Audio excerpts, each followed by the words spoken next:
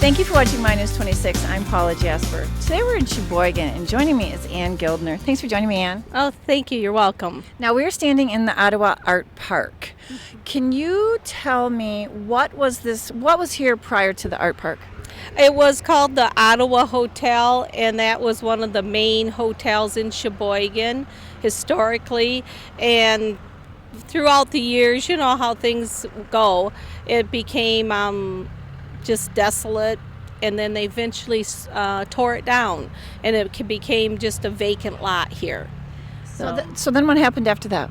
The vacant lot, we decided, Joanne Leal and Molly Jo Nolan basically started thinking about the art park. They're from the Arts Council, and I was in the Arts Council, and they started funding to turn this into a art park.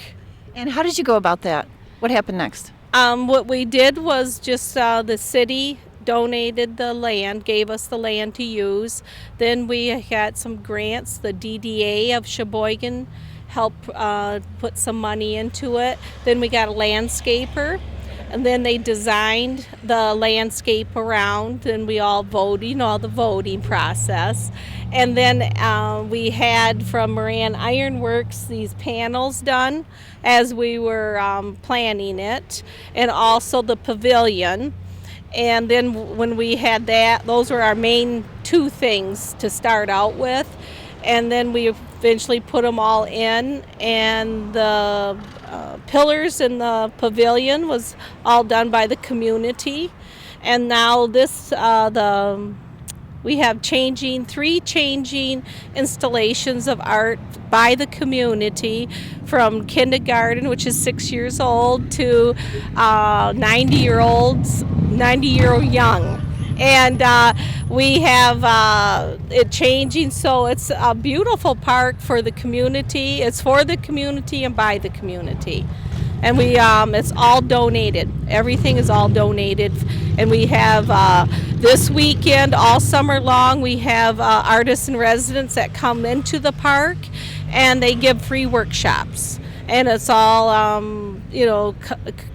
related to, this is like on the farms. We're talking about farms this year.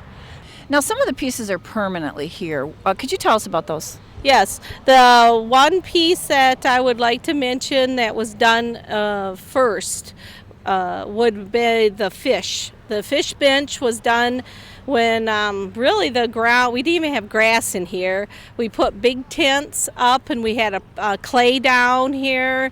And Molly Jo Nolan was the artist in residence, and people came from all over. She had it through the summer, and they made their little tiles. Each tile, when you look at them, is all different. It's all hand done. Then in the winter time, we went and glazed everything. And then in the spring, Molly Jo designed the fish. It's all done by re-rod and mesh, and it's concrete.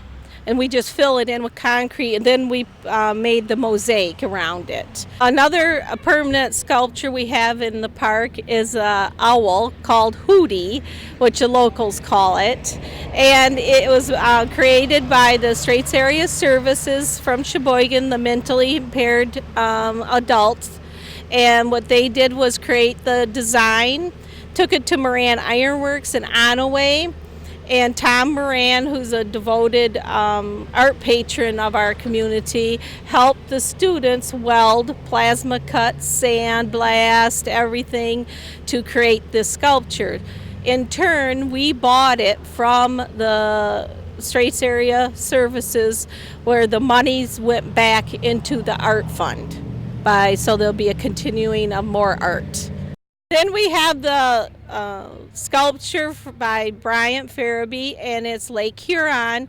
And if you look real close, it is all the different levels of the lake itself.